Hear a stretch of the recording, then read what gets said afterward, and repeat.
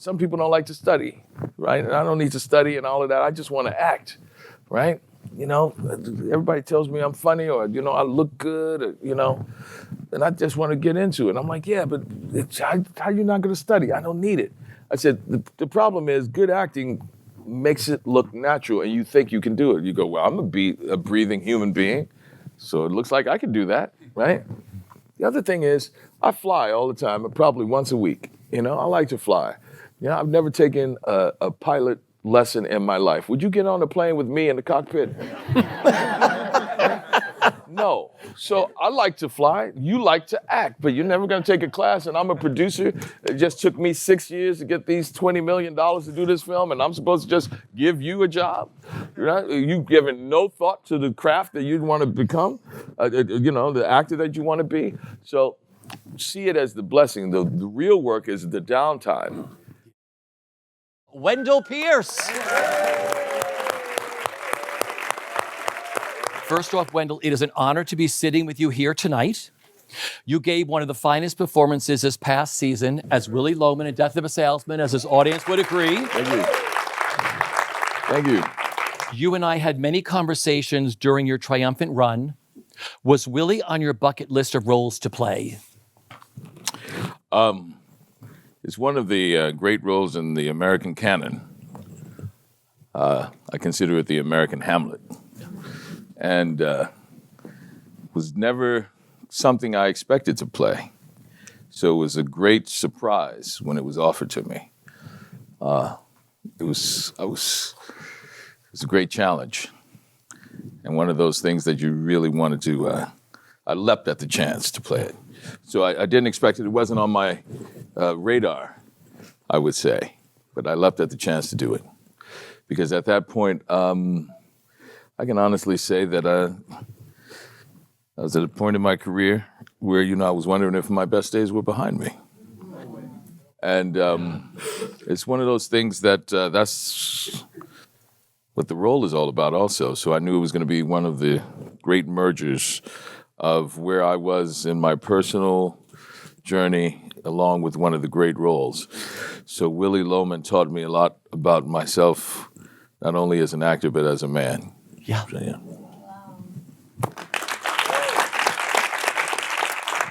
There were a lot of firsts with this production. The biggest one is that you were the first Black actor to ever play the role in the play's 70-year history. Yeah, on Broadway. Broadway, yep. Mm-hmm. There have only been 5 other actors to play him on Broadway. What does that representation mean to you? You know, there is a great sense of accomplishment and pride when you meet a milestone like that. But it actually should also be a moment of shame. Yeah. Mm-hmm. It's a point of American shame because it's not a first for my community. It's expected in our community. It is a reflection of the cultural prohibition that has denied us all the opportunity to see Ossie Davis, Willie Loman, and to see Godfrey Cambridge, you know, Willie Loman, and Roscoe Lee Brown, and Roger Robinson and all. It's actually those firsts for people of color. Those milestones should be met with a moment of solemnity, with great pride that we made a stride as a society collectively to move forward, but with a reverence of how we cannot allow that ignorance to stop us from really collectively as a society of moving forward. It's a reflection of how many people were prohibited from playing the roles. And it's not something we should take lightly because we still fight with that battle today. I mean, I never thought that diversity and inclusion would be pejorative. In America in 2023, there are people that hate to hear those words, diversity, inclusion, and equity. In America, the land of the free and the brave and equality, right? People find that equality to be offensive to them. And so we have to fight against those who do not have our best interest at heart. And so while it was great, with great pride, I thought of the fraternity of men I joined, Lee J. Cobb, George C. Scott, Dustin Hoffman, Brian Dennehy, Philip Seymour Hoffman, and now Wendell Pierce. I'm very proud of that. Yeah. But I also thought of Ossie Davis and Roscoe Lee Brown and James Earl Jones and, Harry Belafonte and men who fought to make sure that I was there. I was standing on their shoulders and in their shadow, and that was the thing that really inspired me to give my best because I owed it to them. They paid a great price so that I can stand center stage in Broadway. Yeah. Beautiful. You talked about it's the American Hamlet. What were the challenges of playing him, and how did you prepare both physically and mentally for this role? Well, it's a deep dive. Yeah. Acting for me is to create the world so strong that it induces the behavior. So the history of the love of the family, the pain of the disappointments, and the denial that he was in. And what happens is the level of the humiliation of not achieving what he wanted in life, and what he wanted for his family, and what he wanted for his son, Biff especially. You had to create that expectation and that desire so strong that in its absence, and at this point in his life that he hasn't achieved it, the desperation that sets in because he's been lying to himself, but more than that, he is desperately trying to save his family. It's a very tangible thing. It's not just a psychological thing. It is literally a man who's been lying about his job for 17 years, and a good friend, a neighbor, is saving him. And the love of his wife and his wife's love for him is saving him. So that's the tangible expectations. And as an artist, like I'm sure everyone in here, most of the people in here are, you can have some expectations. And I was at that point in my life with maybe my best days are behind me. Maybe I've been in denial about where I am and who I am as an artist and if I can play the role and all of the fear of playing the role in light of the history of the play and how monumental it was. I tapped into that fear because that's a fear that Willie Loman has. So there's that psychological thing, and that took me on a roller coaster ride to really have me understand what psychotic breaks are. They're tangible things. They're physical things. When you are aware of them, when you aren't aware of them, what induces them.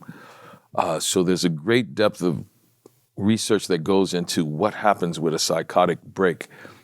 And also just the way of working.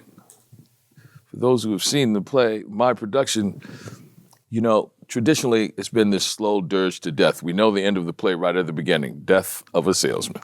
Yeah. We know what's going to happen, right?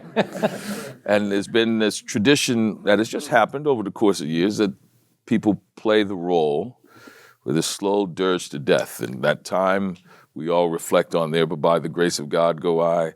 Have I done that to myself? Have I missed out on all the things he's missing out on? Am I making the same mistakes? Do I exhibit that hubris in my life? But the first thing I thought of and inspired me was always go with your instinct. And instead of that slow dirge to death, mine was this manic fight.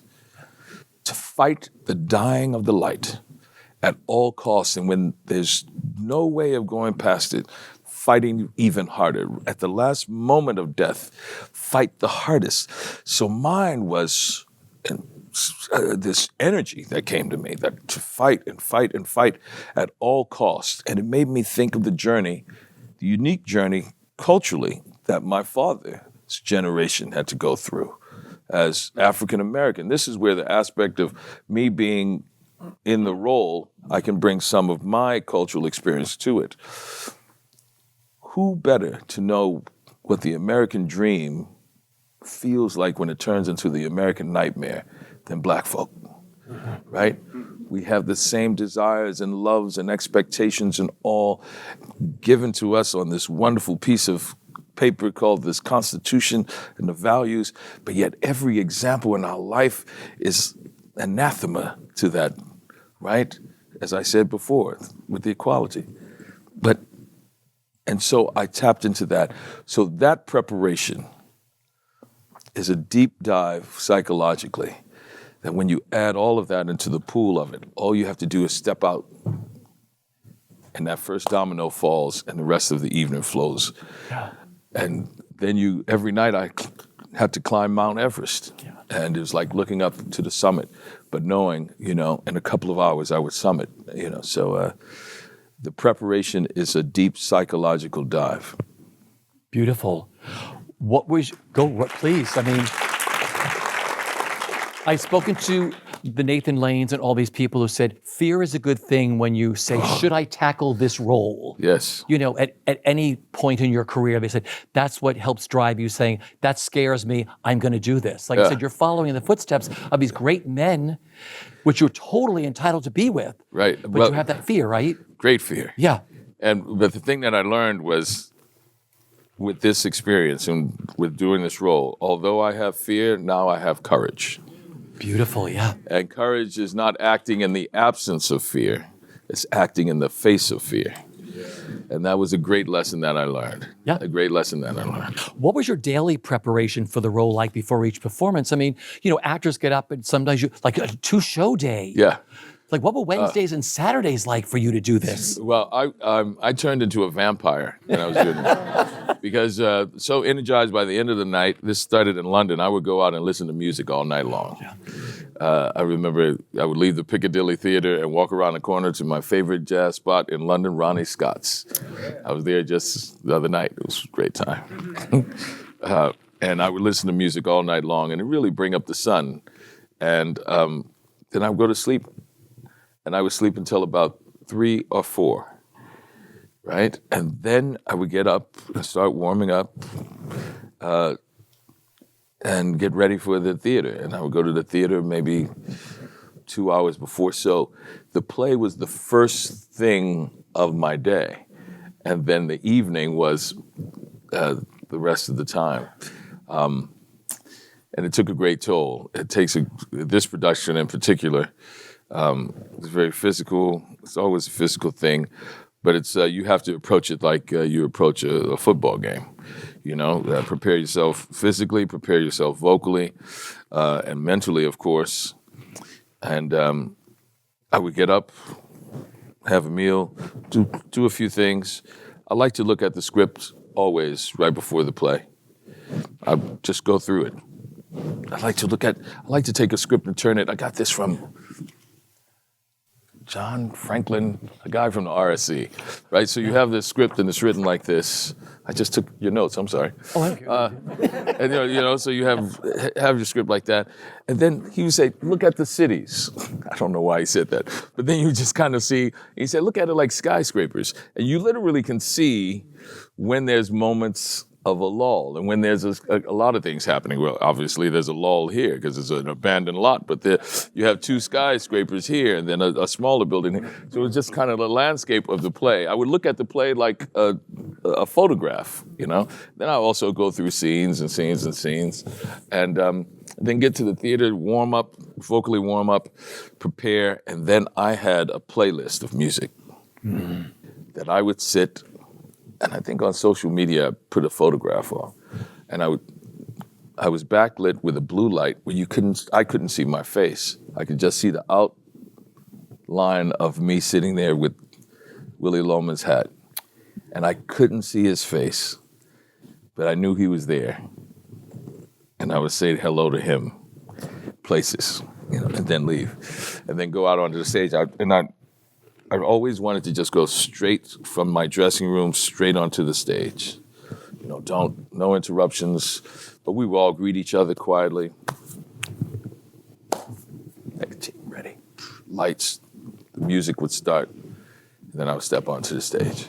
And so I could lose myself in the world. And then it induces the first moment. And if you set up the entire evening correctly, it's like dominoes. Play that first moment correctly, which leads to the second moment, which leads to the third, which leads to and you knock them down. And so that's what I would do. And then after that, everybody would say, man, you're so cheery at the end. I'm like, yeah, I just fucking did that long after. I want to hear some music. Excuse me, I apologize. Yeah. And now I'm like ready. They were like, you're so happy. So yeah, that's my preparation and day. I just got goosebumps listening to you say, coming right from your dressing room to go on stage and start your show. Yes. Brilliant. Your cast was sensational, including the great Sharon D. Clarke, who played your wife, Linda Lohman. Yes. I mean, she transformed the role. Yeah.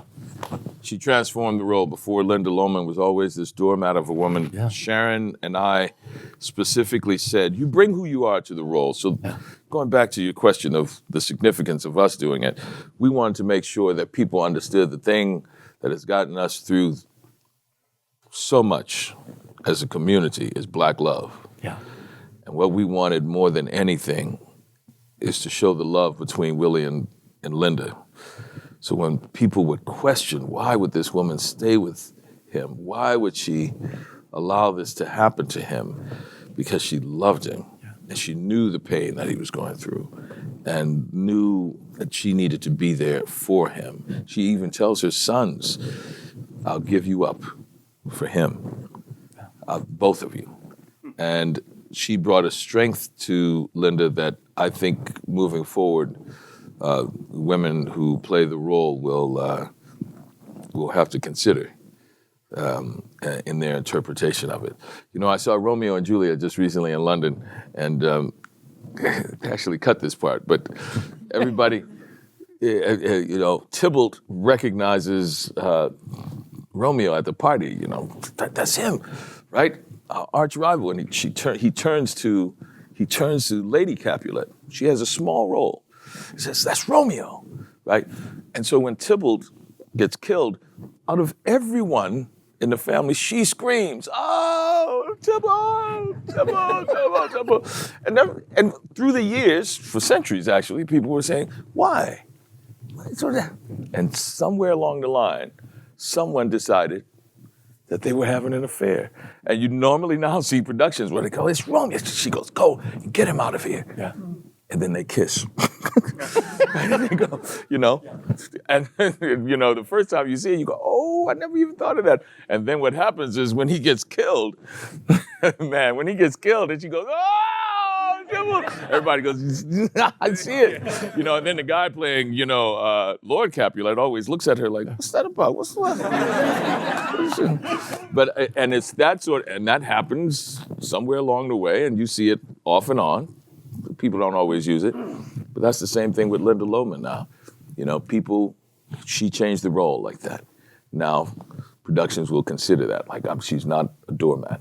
I'm sorry, go on. No, because I have seen, I wasn't born to see Lee J. Cobb, but I saw the other four gentlemen that played this. Mm-hmm. And seeing your production, it was like watching the play for the very first time of things. You know the play, but then I watched it, I was like, wait a minute, this is totally a whole new Death of a Salesman. And a lot of people ask if we changed things. Yeah, and you did. I really fought with the directors to make sure that I had the affair with a white woman. And they said, oh, but Wendell, no. I said, no, she has to be a white woman. And they were like, no.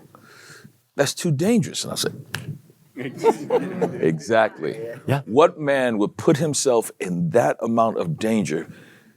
Only a man who is so desperate and at the end of his rope that in 1932, a black man would have an affair with this white woman and put himself in jeopardy. Yeah. And then ultimately, for those of you who haven't seen the play, spoiler alert, his son, who discovers him in this affair, and this half-naked white woman says, I hope nobody sees me like this, as she's asked to leave the room. Yeah. And that's a very unveiled threat, because all she has to do is go out and cry Yeah. Yeah. and we're lynched. Yeah. It's not like, oh, we're just in trouble, right? I mean, today is actually the memorial of Rosewood, an entire town, and hundreds of people killed because of this white woman who cried rape. Yeah. And so that added an element. And so in that scene, I say to her, with a knock at the door, go in the bathroom. I think there may be a law in Massachusetts about this, right? And the producer came to me and said, did you put that in? I'm like, no. She said, I've never heard that line. I said, I know, because you never saw it with a black man playing the role with a white mistress. Yeah. And the danger of that. And actually, they did a reading of it. And Marianne Elliott said, all of the cast, black and white, in the cast were like, oh, you can't do that. You can't do that. Not 1932. Boston? No, you can't. You can't. And so she was concerned as a white British woman, is that into? I said, everything they were saying was exactly why you should do it. Yeah. Because that was the danger at stake in that scene. And then people said, I never saw that scene like that before. So, Yeah. Speaking of your director, Marianne Elliott, of course, directed you in London. yes. In the show, and along with Miranda Cromwell, two brilliant directors. I mean, you've worked with so many incredible directors. What did you enjoy the most about working with those two ladies? I enjoyed the fact that the symbiotic nature of their work. Yeah. They have been associates for years, and I was wondering how it was going to work with two different directors, and they would split scenes, right? I'd take this one, I'd take this one, but they will always be together. Maybe we work apart on scenes sometimes, and even they would never let one director, both directors touched every scene, right? So even though you may have worked individually with them, they would always come back and work with you at some point, of course. And when they gave notes, they were always together and then say, all right, I would give the notes on this scene, I'll give the notes on this scene, and back and forth. So you really got the input of both, a sensitivity from both of them, right? The language, the movement language of what we were doing is something that Miranda does. The psychological journey and the nuance is something that Marianne worked on. So it was really great in that way. And it made me think of the best advice I got from an acting teacher was when I was really confused. Every actor, as they prepare and train, the teacher gives you a brick. Every teacher gives you a brick. And consider it, how big it is, how heavy it is, how it fits. And if it works for you, you use it. And if it doesn't, you can set it aside. Choose the bricks to build your house with. But every teacher will give you a brick, and then you decide which bricks you're going to build your house with.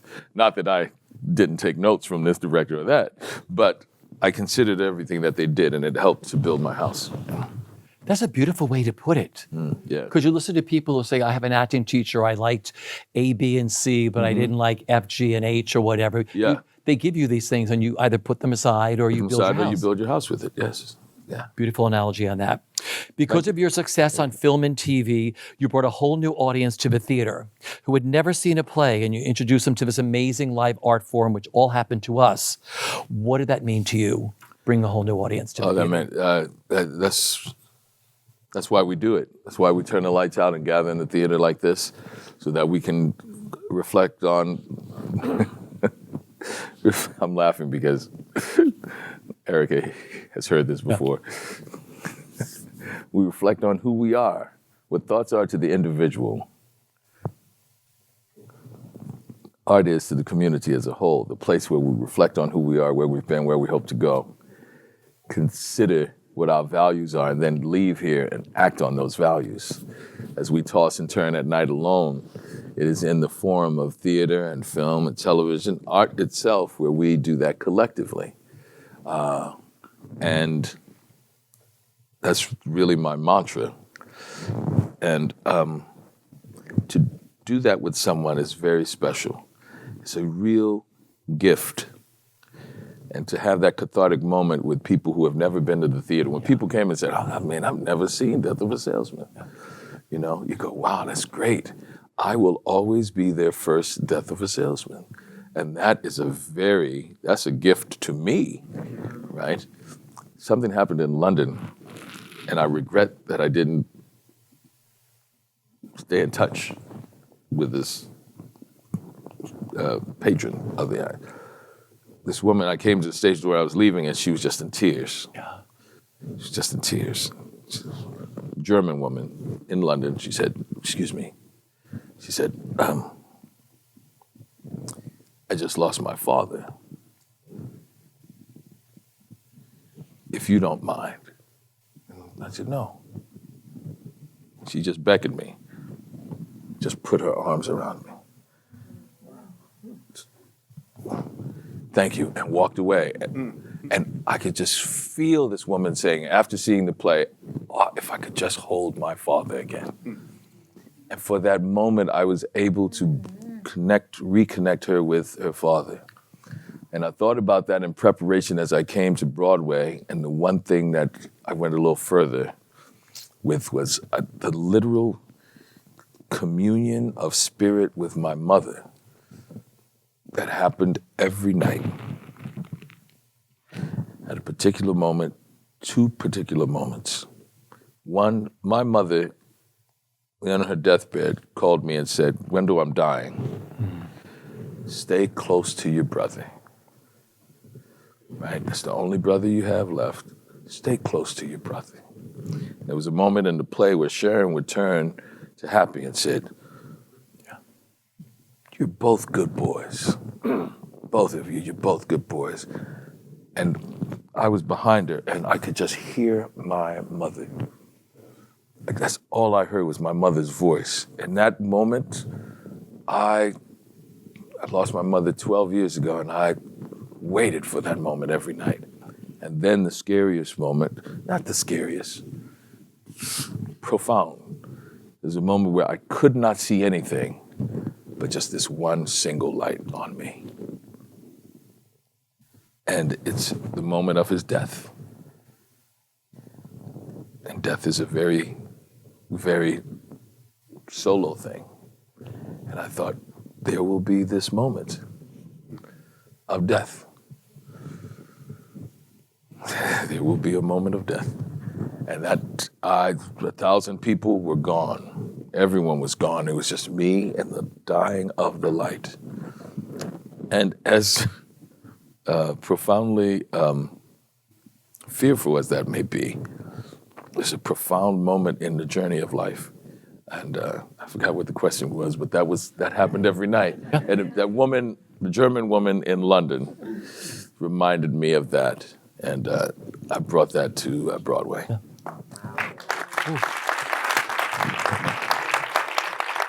There's nothing like live theater. There's nothing, the connection that an audience has. And like you said, every night is a different audience that you had. Mm-hmm. And they go on a total different journey with you. And it will only be ours. Yeah, it's only yours, yeah. And you'll be able to take that with you forever. Yeah. Growing up, where did your love for theater begin? And what were your earliest creative outlets? My love for theater began when I was in the 5th grade. I told my mother I didn't want to go to summer camp anymore. And she said, "Well, you don't have to, but you got to get a job. And nobody's going to hire a little 11-year-old. Right? So you better find something." And I found this theater camp at the University of New Orleans, a theater and film camp. And it was a husband and wife graduate team. And it's great. My one regret is I made little films, cut them together. I don't know where those films are, right? Regret it.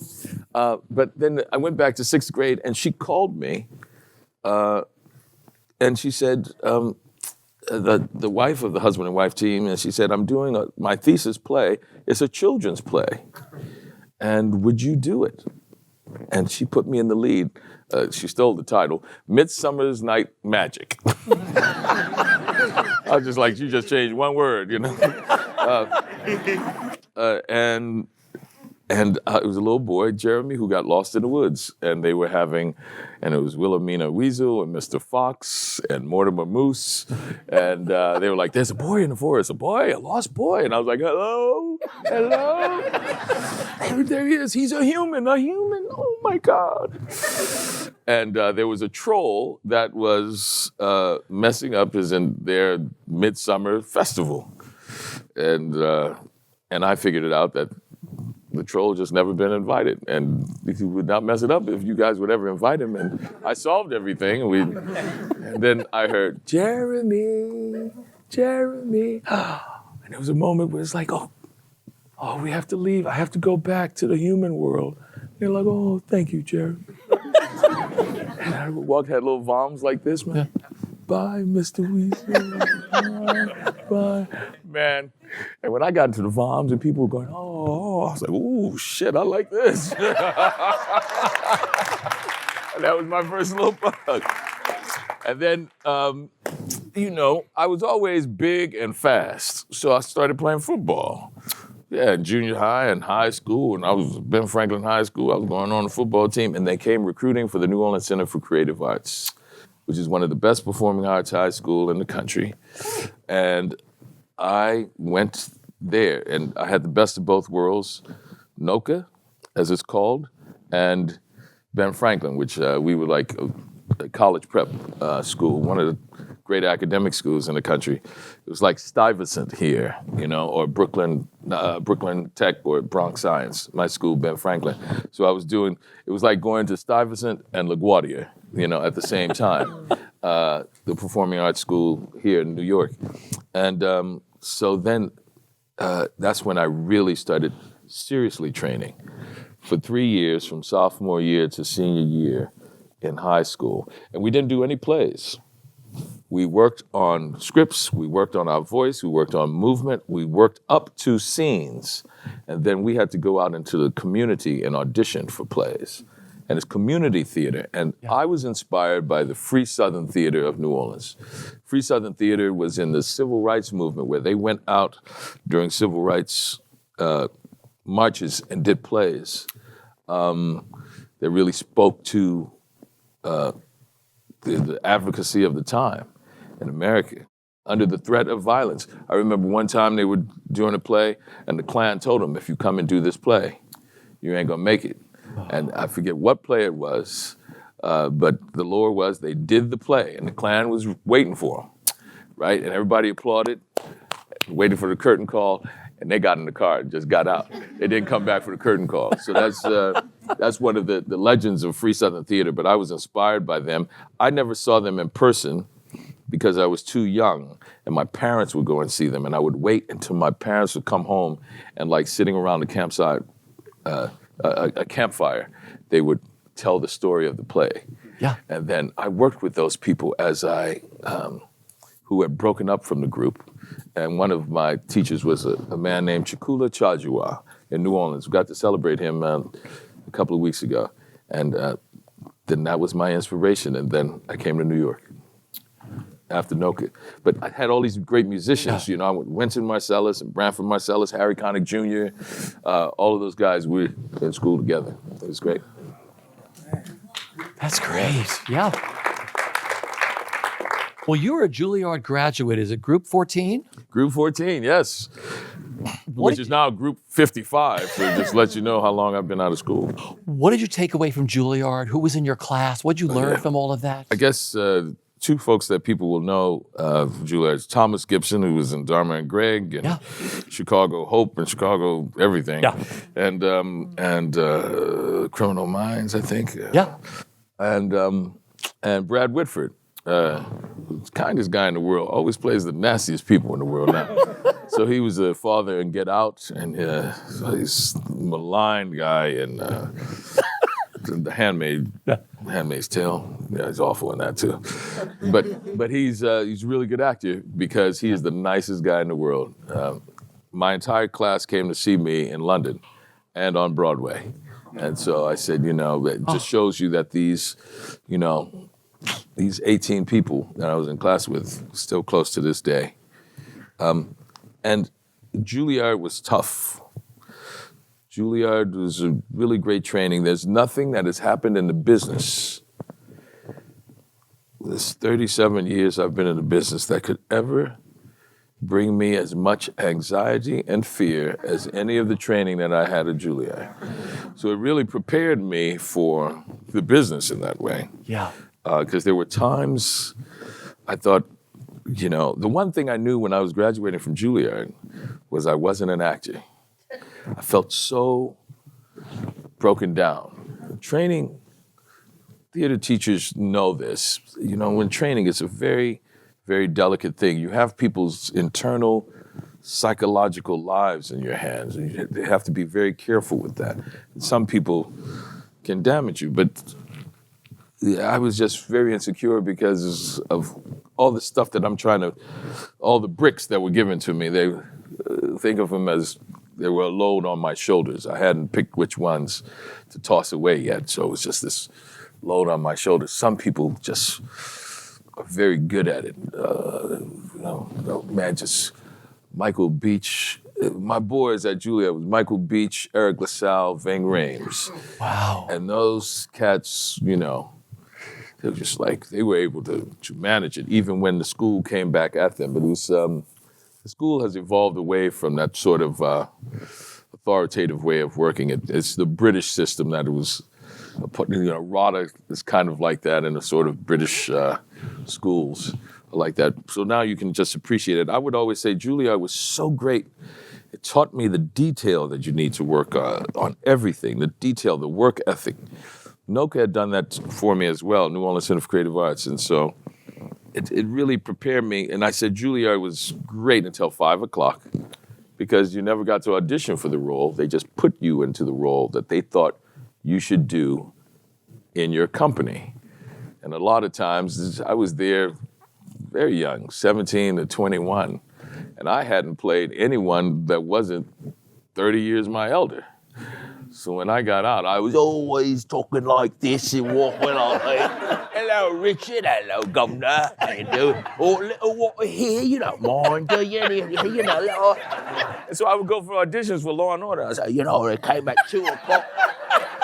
I know William Greaves, a great director, William Greaves. Take notes on this. William Greaves was a great African-American filmmaker, did avant-garde films and all. And I almost did a film with Helen Martin, who was the grandmother Loved on Helen Martin. 227. She was a great actress going way back. And I was so close. It was between me and another guy. He got it. And William Greaves was just like, Wendell, you're good. It's just, but what are you doing? What is that? I was like, what are you talking about? What, William? Grandmother, where are you?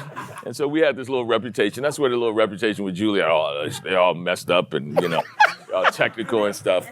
It's not true. It's just young people just trying to work through the thing. And I had a teacher, great teacher, Tim Monick, who does a lot of the voice work in film. And Tim told me, Wendell, I'm not trying to take away who you are. I'm trying to give you tools so that you can do every and anything with your voice and with dialect, and you can go back to the way you spoke when you came here from New Orleans. I just want to give you a facility to do everything else. And I said, oh, thank you, Tim. We have a lot of actors in the house and watching, auditioning.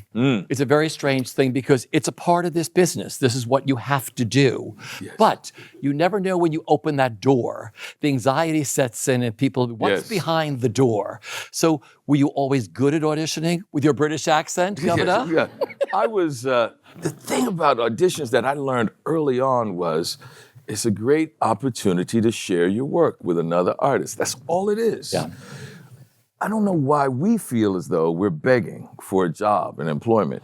If I'm going to IBM and I'm showing them that this is the PowerPoint of how I would do this consultation on this project you're doing, I'm gonna put it on the screen, I'll explain it to everybody there, I'll do it, and hopefully you hire my company because we're the best consultants for this project, and then walk out. Actors always feel it's like, man, I'm going in there, I gotta kiss ass, and I have to do all. I had a good friend, I cannot mention his name. And we had an audition together, man. And then he came out, he looked at me and said, that's how you do it, huh? You were in there just groveling, and I'm like, no, I wasn't.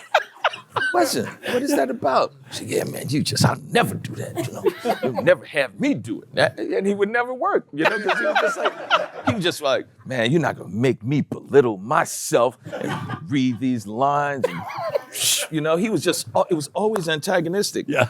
And I kept telling him, the key to my success in auditioning was, it's my opening and closing night. Yeah. I'm going to show you what I'm going to do with this role. And I know you're going to have a whole bunch of people coming, but this is my night. This is my opening night. This is my audition. The operative word is my audition, right? So I'm going to actually get to play this role for right now. And maybe I might get the job and I get to do it again in rehearsal, right? But it's my opening and closing night. And it actually, don't think of it as just an audition. Think of it, I got to play this role for the 2 days I prepared or the week I prepared.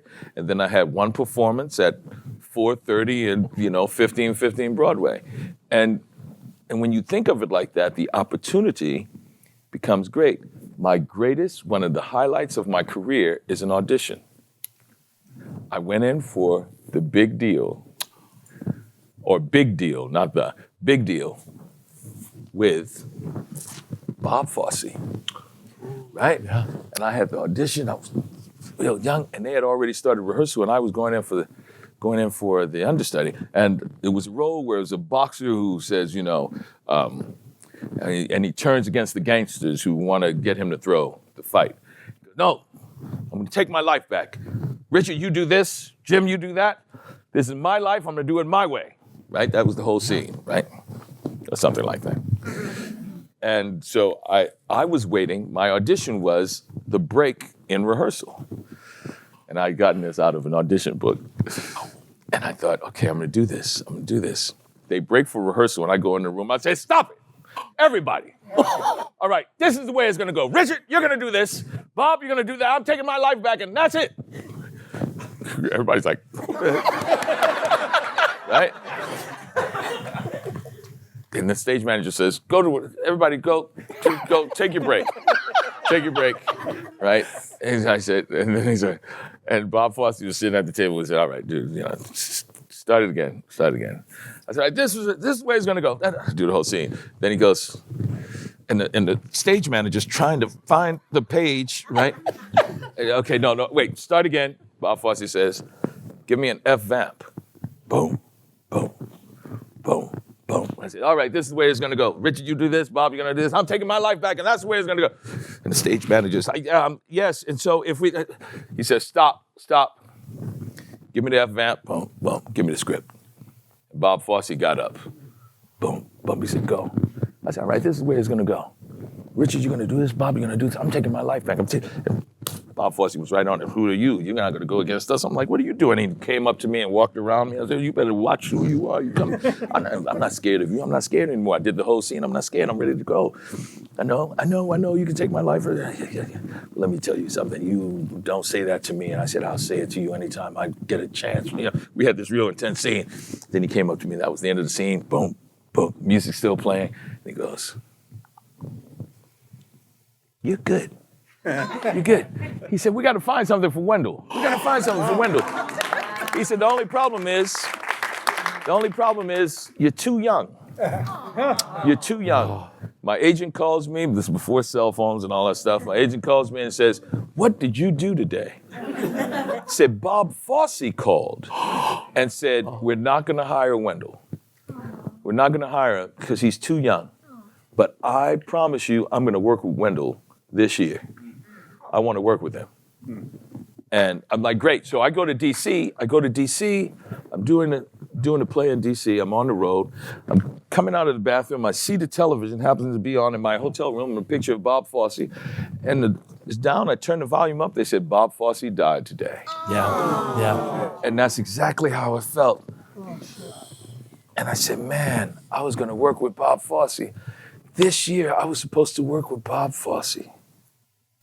And then I realized I did work with Bob Fosse.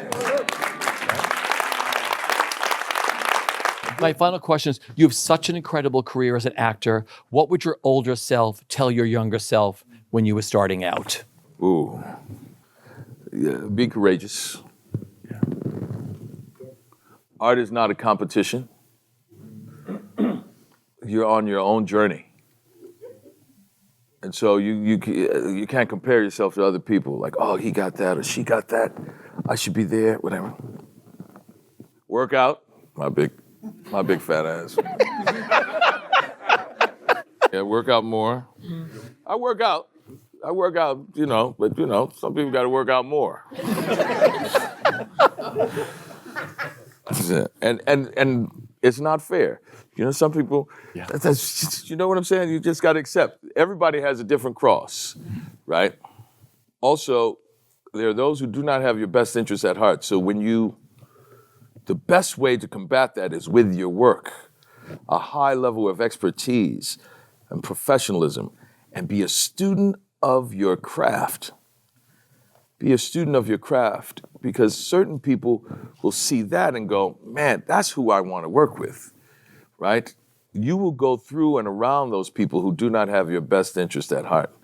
There was a casting director who told me straight out of school, well, Wendell, you know, I can't hire you for like a Shakespeare play or something, or a Shakespeare film, because they didn't have black people back then. Mm-hmm. Exact words. And I said, I think Shakespeare is brilliant, but he could not make us up, right? They had black people back then. And I went and I got this card, a painting by Rubens, John Paul Rubens, Study of a Negro Head, 1620-something. I used to carry that around in case I encountered someone like him again. I said, you know, oh no, they couldn't make black people up. See, we existed, right? I was a student of my craft, so I could be prepared to tell them. I said they had so many black people in Elizabethan London that they actually put out a stop the immigration of your slaves and servants to London. We got too many black folks in London. So they had a prohibition, an immigration prohibition. One of the things that led to the abolishment of it, Wilberforce. Be a student of your craft. Be a student of your craft. That's what I would tell my younger self continually. And then have courage with that knowledge. Act in the face of fear. I think what went well, and I would also say to my younger self, yeah, good idea, keep doing that, which is be diverse. The thing that I pride myself on is the fact that I did theater, I do television, I do film. And the more you do that, the more opportunities there'll be. And I don't hold it against folks and actors who say, no, I just want to do film. Others who are, oh, you know, theater, that's it. But